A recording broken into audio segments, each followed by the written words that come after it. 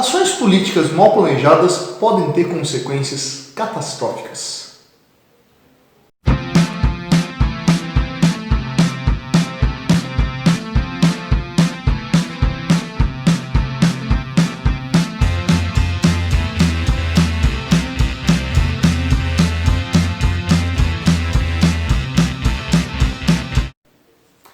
E na videoaula de hoje vamos falar sobre um evento bastante pitoresco. Na videoaula de hoje vamos falar sobre um evento que aconteceu lá na Austrália, chamada popularmente de a Guerra dos Emus. Bom, primeiro vamos lá, que raio que é um emu? Não é uma tribo aborígene australiana. Emu é uma ave.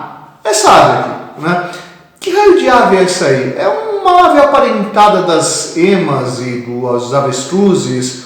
É uma árvore pernalta, né, corredora, que não voa e que é natural ali da Austrália. Bom, o que os emus têm a ver com uma guerra? Vamos lá, passo a passo. Estamos falando da década de 1930, né? Década da Grande Depressão. Vamos lembrando lá que antes da década de 30, antes da Grande Depressão, ocorreu um evento bastante importante na história do mundo, que é a Primeira Guerra Mundial, 1914 a 1918. Muitos australianos ligados à Inglaterra participaram da Primeira Guerra Mundial e quando eles retornaram, o governo australiano passou a ter um problema.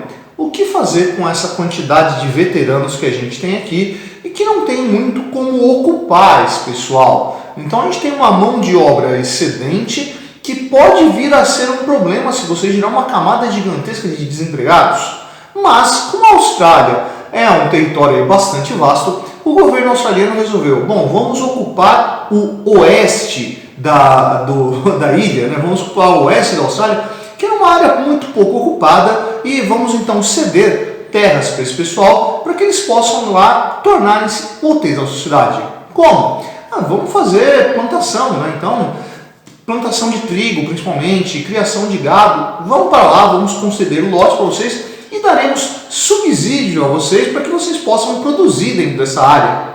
Bom, o subsídio nunca chegou, mas a ocupação aconteceu. Então, essa população aí de veteranos de guerra migra para essa região e começa a fazer plantação de cereais ali e criação de gado, né?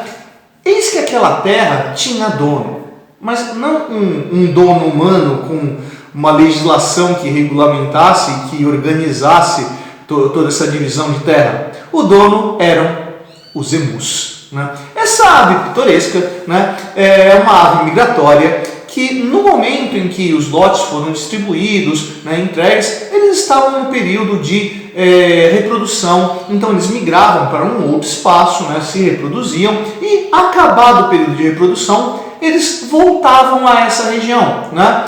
E quando essas aves voltaram a essa região, o que eles encontraram? Humanos ocupando.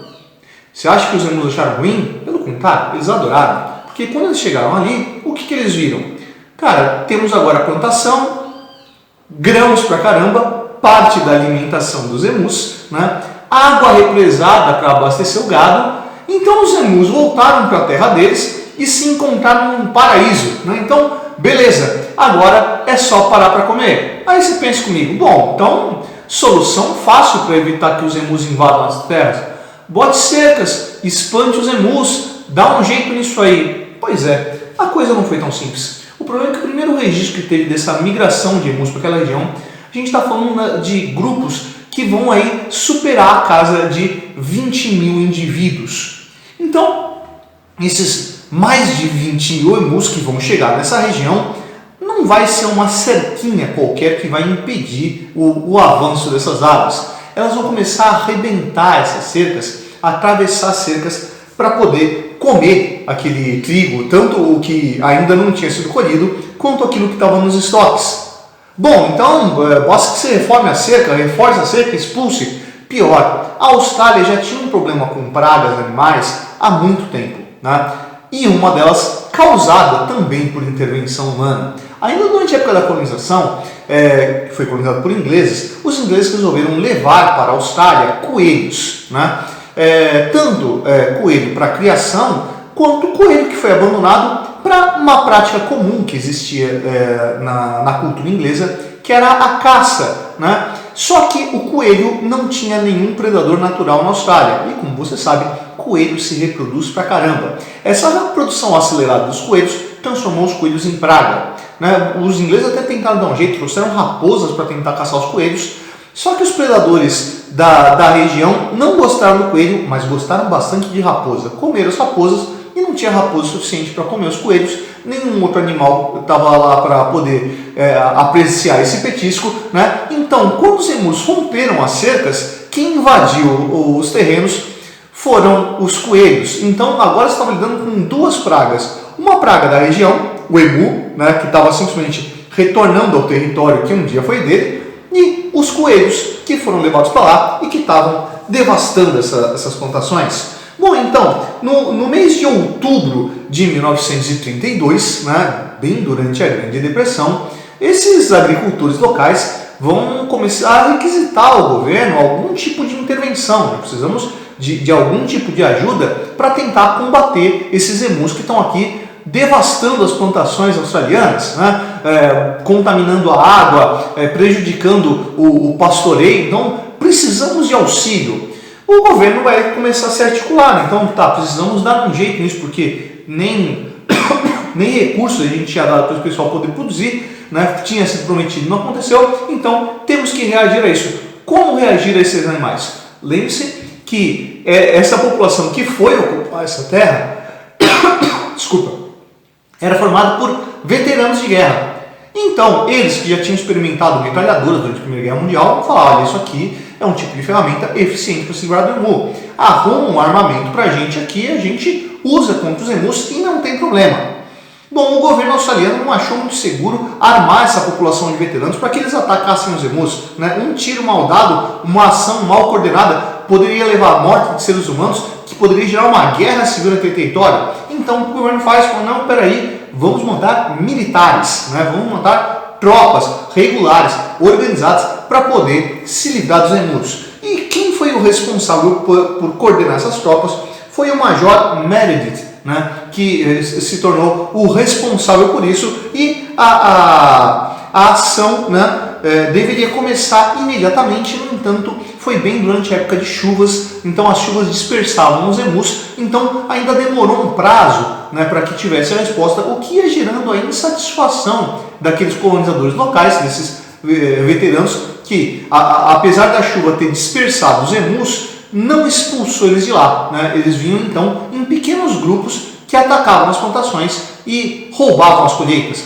O ataque aos emus então vai começar oficialmente no dia 2 de novembro de 32. O exército australiano, aí, que achava que ia conseguir se livrar desses animais muito rapidamente, acabou se dando muito mal com isso. Por quê? Eles acabaram descobrindo que os emus são aves não apenas rápidas, mas também muito coordenadas. Então, mesmo tentando estabelecer cercos para poder atingir os emus, eles conseguiam se dispersar em pequenos grupelhos e se reagrupar em outros espaços. Teve um estudo de ornitologia em cima do comportamento dos emus. Ornitologia, se você não sabe, é o estudo dos pássaros, né? O estudo das aves, né? Que foram lá e foram estudar o comportamento deles, porque a coordenação desses animais era extremamente eficiente. Se encontrou lideranças que ficavam vigiando enquanto outros comiam e depois eram alimentados por estes, né, que davam sinais de alerta de quando chegavam as tropas, e esses grupos conseguiam se dispersar muito rapidamente. Foi uma ação que durou bastante e trouxe muito pouco resultado, porque apesar de todo o armamento, os tiros disparados contra os emus nem sempre os abatiam, e mesmo ferido eles conseguiam fugir. Então a quantidade de munição e de gasto com os próprios soldados não estava justificando a ação. Só para ter uma noção, o período de ataque contra os emus ali, né, começou ali no início de novembro de 32, e em dezembro de 32 eles tinham matado muito poucos animais. Aliás, varia pra caramba o registro, né? Os números menos otimistas falam que eles tinham matado apenas nesse mês 50 indivíduos, 50 espécies desse animal, e os mais otimistas falavam de pouco mais de 200 animais, né? O Major Meredith, ainda no relatório oficial, ele ainda tenta deixar a coisa mais amistosa. Ele ainda fala que ao menos nenhum soldado saiu ferido ou teve qualquer tipo de baixa entre esses guerreiros na guerra dos emus, né? Bom, a ineficiência do caso fez com que o governo australiano removesse essas tropas. No entanto, a população que tinha requisitado logo de primeira vez a ação governamental voltou a pressionar o governo, né? Voltou a exigir que tivessem novas ações, e o governo teve que se rearticular, né? Teve que se reagrupar para poder voltar para o combate, e voltou para o combate, chegando ali na chamada Segunda Guerra dos Emus, né? Então, nessas duas ações coordenadas, a segunda ainda conseguiu uma certa eficiência, né? Então,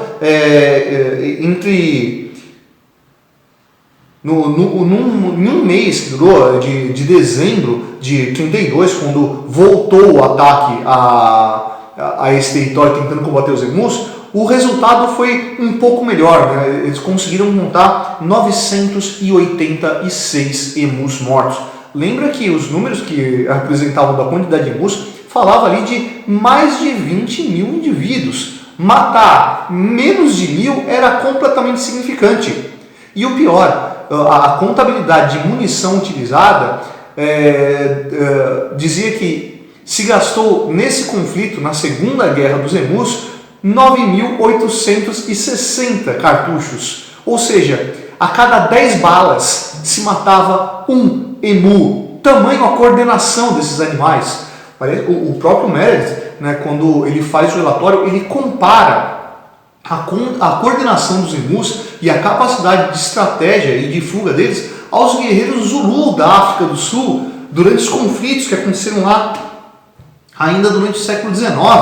Então a coordenação dos emus e a velocidade de fuga deles impressionou os australianos, que não conseguiram dar um jeito nisso.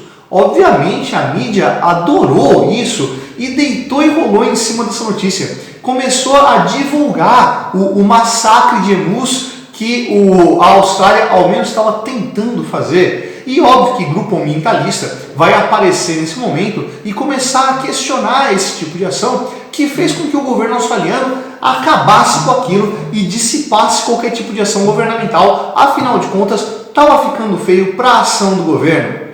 A solução ainda não apareceu nesse momento. Tiveram que ainda coordenar ataques contra emus até o ano de 1945. Né? Então estava chegando ao final da Segunda Guerra Mundial e os australianos ainda estavam em conflitos contra os emus. Percebe que uma ação organizada pelo governo buscando solucionar um problema que era o excesso de população retornando da Primeira Guerra Mundial sem função econômica no seu país, quando não planejada, gerou como resposta uma reação da natureza brutal, assim como os australianos já tinham enfrentado um século antes com a proliferação de coelhos, que destruiu toda a produção agrícola dos australianos. Vê, ações governamentais dependem então de uma percepção de problemas que são possíveis ser gerados, e que depende de uma administração técnica muito eficiente. Caso contrário, os resultados são extremamente desastrosos e bastante vergonhosos, como foi esse caso, que foi divulgado para o mundo inteiro como a Guerra dos Emus, onde nas duas ações coordenadas, os emus saíram ganhando. E aí, cara, você curtiu o áudio de hoje? Se curtiu, você vai lá embaixo e dá um curtir. Se não curtiu, você vai lá embaixo e dá um discutir. Gente, eu sou a participar no canal. Essa é a Prática Ranchete Suetônio. Eu sou o professor Fábio. E você, meu amigo? Você deveria estar estudando